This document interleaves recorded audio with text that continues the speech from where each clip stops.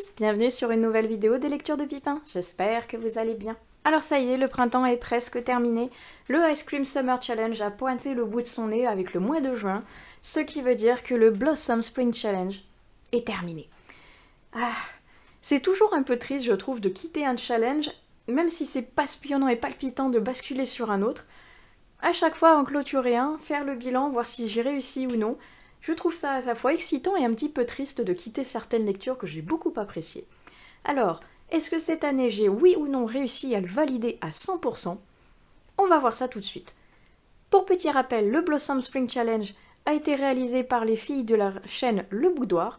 Tout est dans la barre d'infos, et c'était donc sur toute la période du printemps, du 1er mars au 31 mai. Alors, je reprends tout de suite mon carnet, comme ça je vous dis les menus, est-ce que j'avais prévu et est-ce que je les ai lus ou non. Le premier menu était Printemps fleurissant, avec en première catégorie Mauvaises herbes. Mauvais genre, SFFF pour les mots-clés. Alors je vous avais dit, j'avais mis à chaque fois 2 titres, plus un surprise. Le premier titre étant Crime surnaturel, qui était un des livres que je devais lire pour le Plib, et qui finalement, entre le moment où j'ai tourné la vidéo de présentation du Blossom et celle-ci, donc avec le bilan final, finalement ce titre n'a pas été sélectionné parmi les finalistes. Et donc, il est vrai que j'ai basculé plutôt sur les finalistes que je devais lire pour pouvoir rendre une chronique en temps et en heure, plutôt que celui-ci qui, malgré le fait qu'il m'intriguait beaucoup, ne devenait plus, entre guillemets, prioritaire.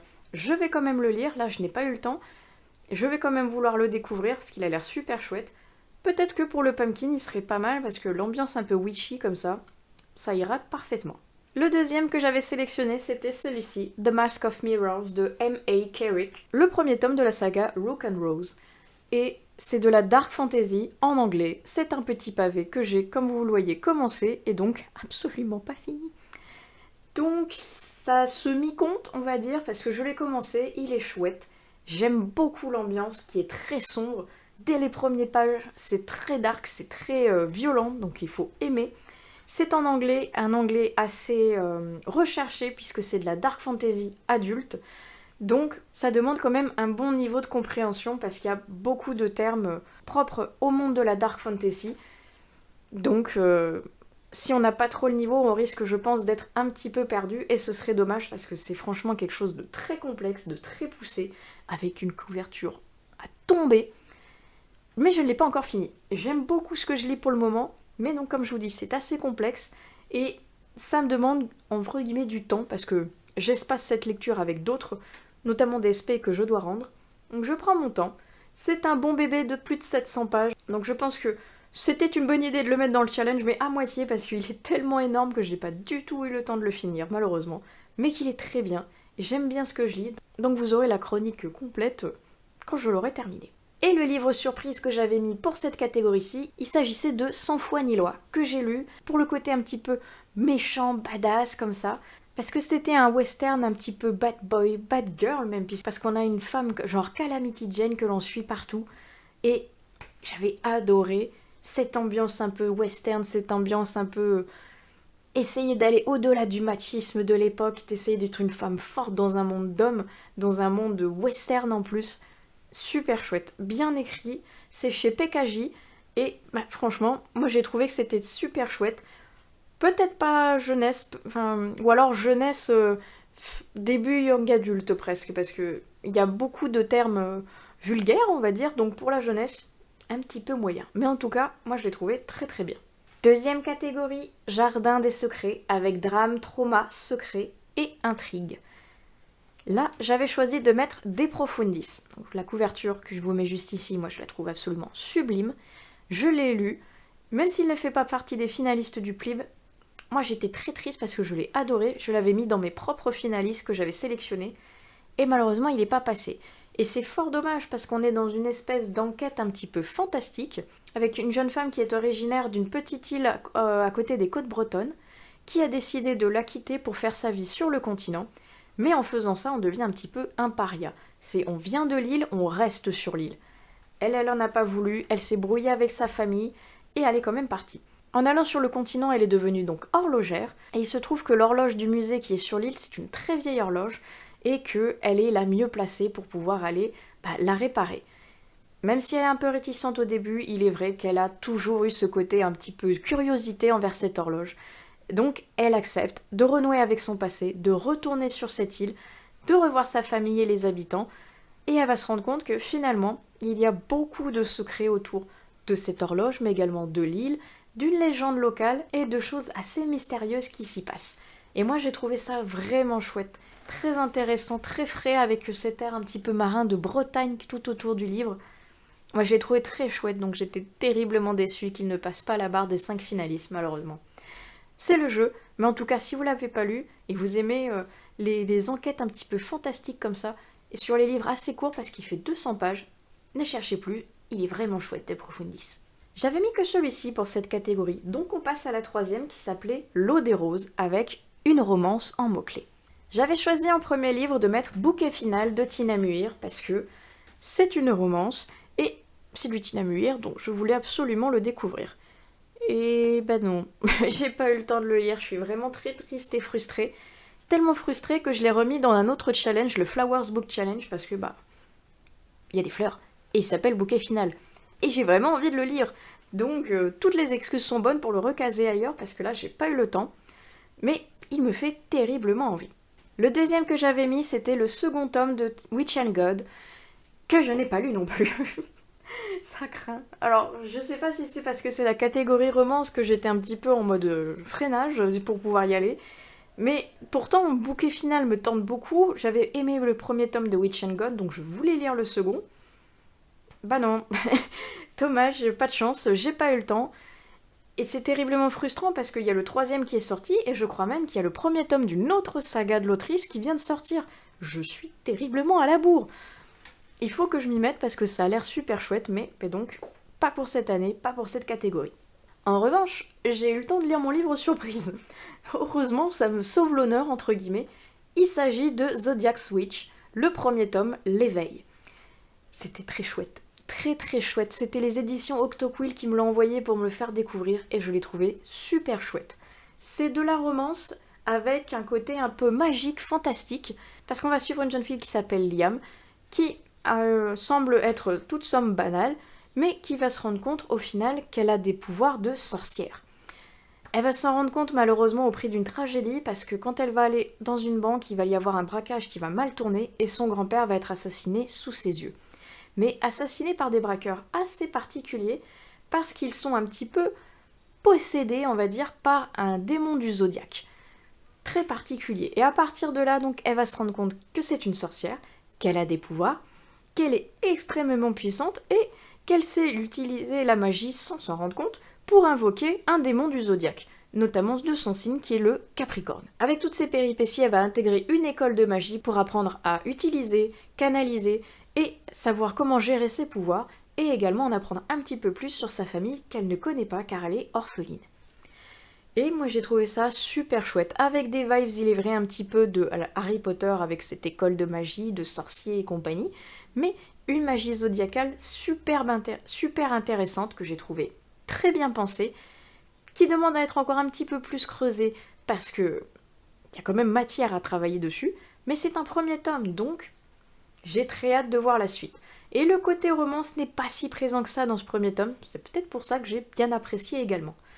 Mais je vais pas vous en dire plus sur celle-ci, si vous voulez voir ma chronique complète, je vous la mettrai dans le petit juste ici, et on passe tout de suite au prochain menu. Le deuxième menu s'appelle Lapin de Pâques, avec première catégorie, le pudding à l'arsenic, cozy mystery, policier, thriller et page-turner en mots-clés. Alors là, je vous avais dit, côté thriller, cozy mystery, mystère, tout ça, je savais que j'allais pouvoir en lire un, j'en ai même lu beaucoup. Je m'étais dit un Tillier, un Chatham, quelqu'un d'autre parmi les grands auteurs de thriller. Et oui, j'ai lu notamment un Maxime Chatham, son dernier roman qui s'appelait La Constance du Prédateur, qui est un petit bijou de violence. Il est incroyablement bien, mais il faut être bien accroché parce qu'il ne mâche pas ses mots et il ne mâche pas le côté glauque qui, moi, j'ai trouvé particulièrement passionnant. J'ai également lu un Camilla Greb avec Un cri sous la glace, mon premier Camilla Greb, que j'ai trouvé très intéressant, même si c'était pas tout à fait ce à quoi je m'étais attendue. On est plus dans la psychologie d'un amour toxique que dans la psychologie d'un tueur psychopathe. Mais c'est resté néanmoins très intéressant. Et j'avais choisi de mettre Meurtre et pépites de chocolat parce que je mourais d'envie de découvrir un Cozy Mystery et de commencer par celui-ci. Je l'ai lu et j'ai trouvé ça super sympa. C'est très frais, c'est comique, on a l'impression d'être un peu dans un Desperate Housewives mélangé avec un Agatha Christie. C'est super rigolo, tout le monde se connaît, tout le monde a ses petits secrets et personne ne veut les dévoiler. Quand Anna, qui est propriétaire du Cookie Jar, une pâtisserie spécialisée dans les cookies, va retrouver son livreur mort au pas de sa porte, et bien elle va se trouver des talents cachés d'enquêtrice et elle va mener sa petite enquête pour aider son beau-frère qui est le shérif de la ville. Et moi j'ai trouvé ça super sympa. J'ai très hâte de lire la suite et de savoir vers où on va aller parce qu'en tout cas le premier tome j'ai trouvé très sympa, très frais, avec de très bonnes idées, un peu introductif il est vrai, mais je suis curieuse de voir la suite et voir vers où ça va nous mener. La deuxième catégorie c'était À midi sonnent les cloches avec jeunesse, conte, légende. Alors là, on va arrêter le suspense tout de suite, j'en ai lu aucun. Ça craint, je sais.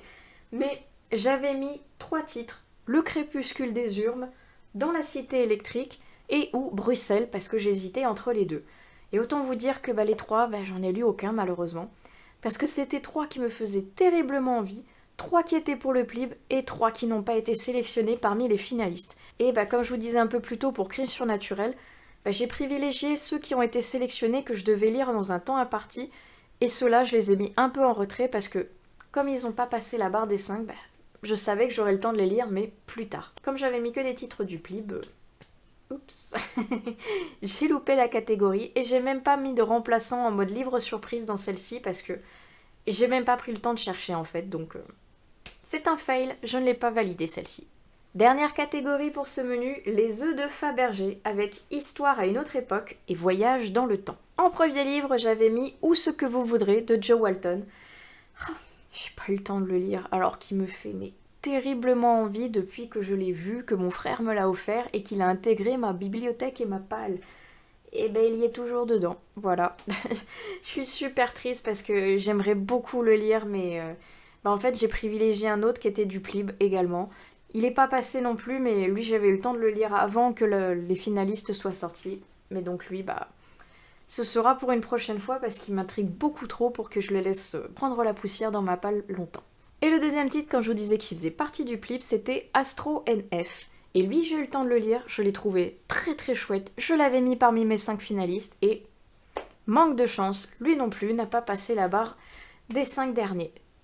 Je suis très triste parce que j'avais trouvé ça super chouette, ce concept de hommes et femmes fertiles qui sont séparés de ceux qui sont dits donc non fertiles. Autant vous dire donc que ceux qui sont catégorisés comme fertiles, ce sont des héros, ce sont les meilleurs, ce sont les mieux vus dans la société et dans le vaisseau spatial qui fonce vers une nouvelle Terre en recherche d'une planète viable que donc les fertiles vont pouvoir repeupler. Et évidemment, de l'autre côté, les non-fertiles ne servent à rien à part être des larbins.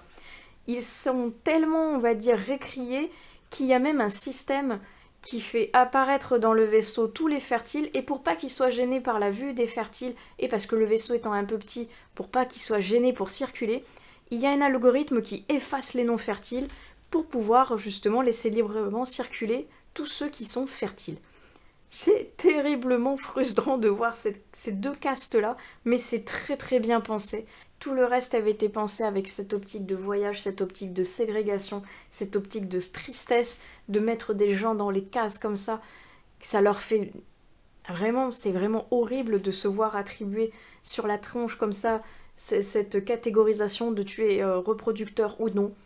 Moi j'avais trouvé ça super chouette. C'est un tome 1, le 2 est d'ailleurs sorti et je suis très curieuse de le lire parce que le 1, moi je l'avais trouvé très très bien. Même si à la fin j'étais très triste d'un événement qui s'est passé, je veux voir ce que ça va donner avec la suite dans le tome 2. On en arrive au troisième menu, escapade printanière. Et la première catégorie c'était promenade dans les champs de trèfle où il fallait lire un graphique. J'avais choisi de lire Noir Burlesque que je n'ai toujours pas eu le temps de sortir, mais j'ai lu énormément d'autres graphiques derrière, notamment le deuxième que j'avais choisi, le premier tome de Arcea. Et j'ai même lu les 2 premiers tomes. Il m'en reste plus que 2 à lire et j'aurai fini la saga pour tous ceux qui sont sortis actuellement. Et moi j'ai trouvé ça vraiment super chouette. C'est de Virel et c'est publié aux éditions Léonard. Et c'est super complexe, chouette, mais très très beau à regarder. Hop, regardez-moi comme ça, joli. Je vous montre pas beaucoup de planches parce que je voudrais pas que vous soyez spoilés, mais c'est très beau, c'est très dynamique et j'aime beaucoup ce que Virel a fait. Donc je suis très contente d'avoir participé à cette campagne Ulule pour avoir toute la saga sortie actuellement.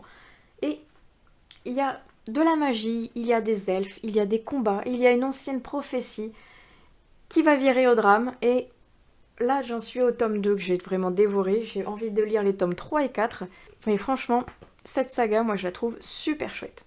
Et j'ai même rajouté un livre surprise, au cas où j'ai pas le temps de lire entre guillemets du graphique.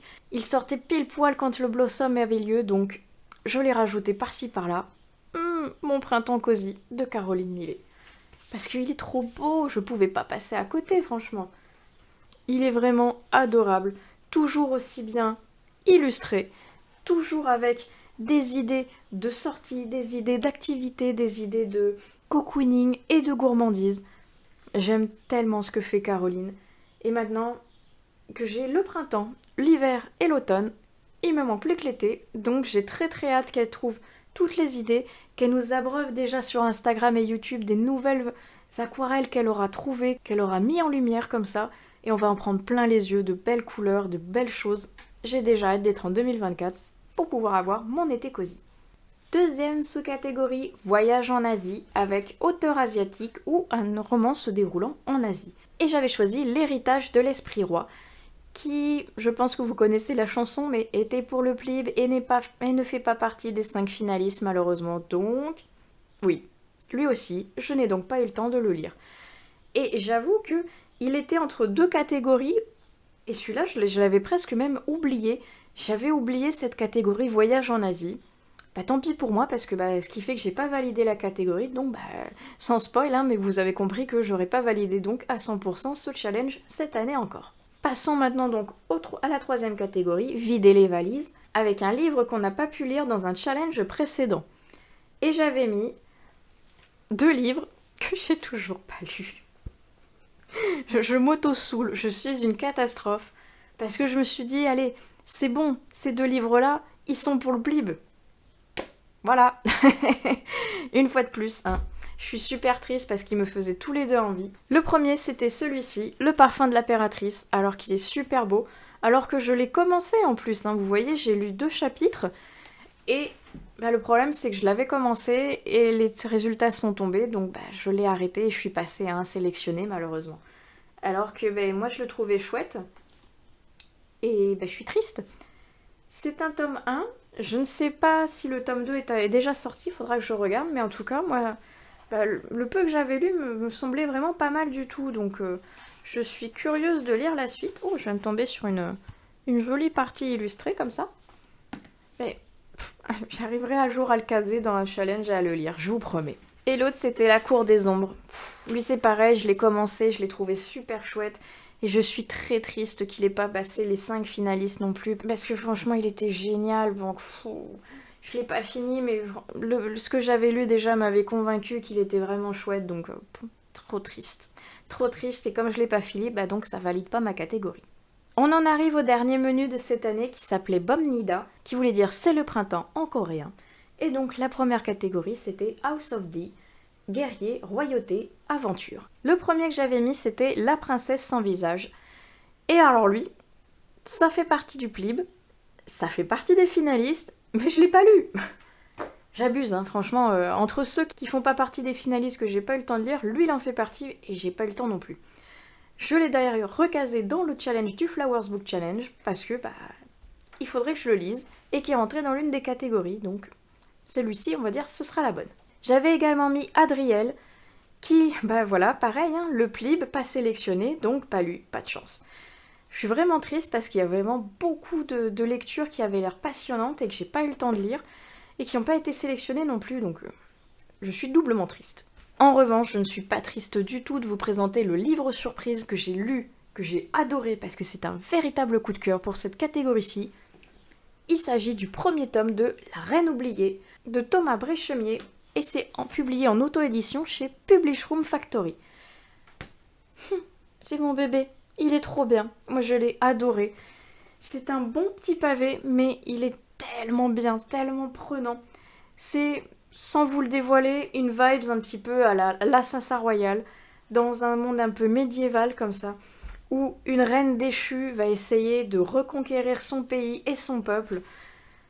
Et c'est trop bien. Franchement, c'est trop bien. Pour un premier roman, je suis bluffée que l'auteur ait réussi à faire quelque chose d'aussi bien construit, d'aussi bien écrit et d'aussi prenant. Et tellement prenant que ça, c'était donc le premier tome, comme je vous disais, c'est la maison d'édition qui me l'a envoyé. Et j'ai tellement aimé que le deuxième tome est sorti et je l'ai acheté. Je l'ai acheté parce que je veux soutenir cet auteur, je veux soutenir son travail, parce que le premier tome, comme je vous dis, je l'ai vraiment adoré. Lisez-le, il est vraiment super chouette. La deuxième catégorie, Feel the Rhythm of Korea, avec un livre autour de la musique. Et j'avais choisi Une mélodie pour les fantômes. Et lui, en fait, j'ai pas eu le temps de l'acheter. Pas eu le temps, pas eu l'argent, j'y ai pas pensé non plus, il est vrai. Donc, finalement, je l'ai pas lu, hein, tout bêtement. Et comme c'est un titre qui est très récent et qu'aux éditions du Chat Noir, ma médiathèque n'a pas du tout cette maison d'édition. Et même si on peut leur proposer des livres à acheter parce qu'ils nous ont plu, cette maison d'édition, je pense qu'ils ne la connaissent pas encore.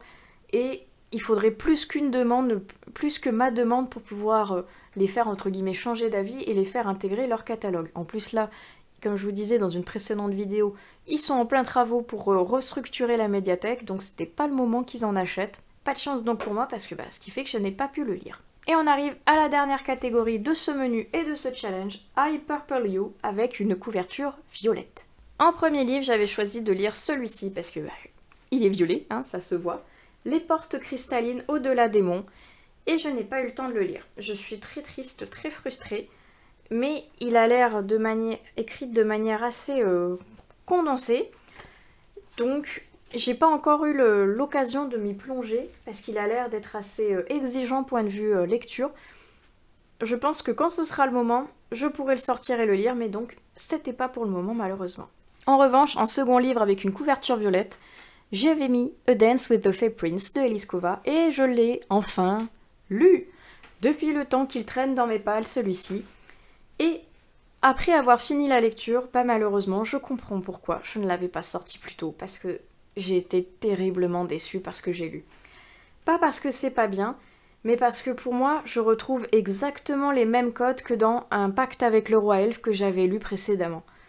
Et je l'avais encore beaucoup en mémoire pour ne pas apprécier malheureusement cette lecture à sa juste valeur, parce que, comme je vous dis, ce sont les mêmes codes. C'est une jeune fille qui ne connaît rien au monde de la magie et des mondes de créatures fantastiques, tout ça, qui va être envoyée de force envers un nouveau mari qui a acheté sa main, carrément.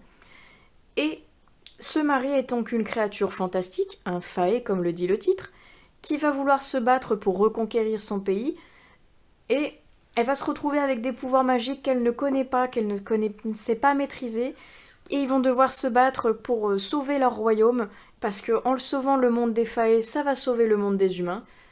Donc malheureusement c'est exactement les mêmes codes que pour un pacte avec le roi elfe, outre le fait que nous ne sommes plus avec des elfes mais avec des fae.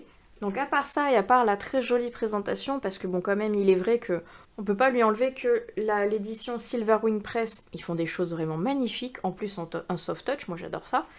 Mais ouais, à côté de ça, j'étais un peu déçue.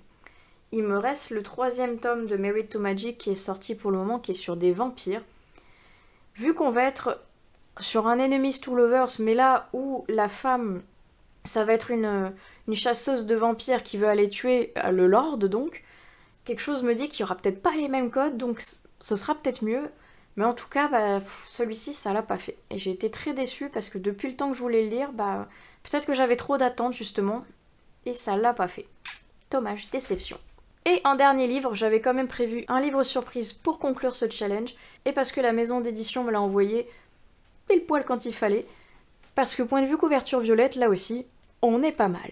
Il s'agit de Le Réveil de Galia, le premier tome, La naissance de Tinuviel, de L.S. Martins. Et c'est publié chez Publish Room Factory, qui est une maison d'auto-édition. Et donc, comme je vous disais, couverture violette, il était parfait pour ce challenge aussi, donc je l'ai rentré aussitôt en mode livre surprise. Et il était pas mal, même s'il a quand même quelques défauts, au point de vue qu'on sent une plume qui est assez jeune, qui a beaucoup d'idées, mais qui a créé un monde intéressant, mais avec une héroïne intouchable. Et c'est ce que je lui ai reproché. C'est le fait que cette héroïne, qui est humaine mais qui se découvre, mi-créature fantastique, mi-autre chose qui vient du monde de la magie, que je vous dirai pas pour pas vous spoiler, parce que il est vrai que quand vous lisez le résumé, déjà, vous n'êtes pas du tout au courant que vous allez tomber dans un monde avec un univers fantastique. C'est particulier, c'est un choix, mais moi en soi il m'a plu parce qu'il y a des créatures fantastiques avec des combats contre les forces du mal qui est très bien fait, mais donc cette héroïne intouchable qui arrive à maîtriser à la perfection tous les pouvoirs en 3 secondes, qui se retrouve extrêmement badass, fille d'une prophétie indomptable, versus un méchant, ultra méchant, qu'on n'a déjà même pas vu dans le premier tome d'ailleurs, on va le voir dans le second tome je pense, mais donc elle se fait taper dessus mais elle se relève en mode tout va bien, elle se retrouve avec un bagage héréditaire ultra puissant, ultra badass, bref. Elle est très bien cette jeune fille, mais elle est trop parfaite et malheureusement ça l'a pas fait pour moi avec ça. Le reste est intéressant, la mise en page est plutôt bien faite. Je suis curieuse quand même de lire le tome 2, mais je pense que point de vue univers et point de vue écriture, ça correspondrait plus à quelqu'un de plus jeune que moi, qui justement chercherait une héroïne badass dans un monde fantastique. Je pense qu'il a un public derrière, mais plus jeune que moi, pour qui ça ne dérange pas d'avoir une héroïne surpuissante et presque intouchable. Et voilà, ce dernier livre concluait donc le challenge. Comme vous l'avez suivi, il y a certaines catégories que je n'ai pas validées. En tout, sur 12 catégories, j'en ai lu 8, en comptant donc mes livres surprises. Je n'ai pas compté les livres que j'ai commencé mais pas terminés. Il faut pas tricher non plus à ce point tout de même. Mais en attendant, moi j'ai trouvé que c'était quand même super chouette. J'ai fait d'excellentes découvertes. Le système de livres surprises comme ça m'a permis quand même de valider un peu plus de catégories que si je m'étais contentée des livres que j'avais initialement prévus et pas lus pour beaucoup. Mais c'est une petite technique comme ça que j'aime bien, que je vais réitérer dans d'autres challenges je pense, et ça vous permet de découvrir d'autres lectures que vous ne connaissiez pas initialement dans la vidéo de présentation du challenge. Donc bref, je vais clore cette vidéo ici car le challenge et cette vidéo sont terminés. J'espère que ça vous aura plu.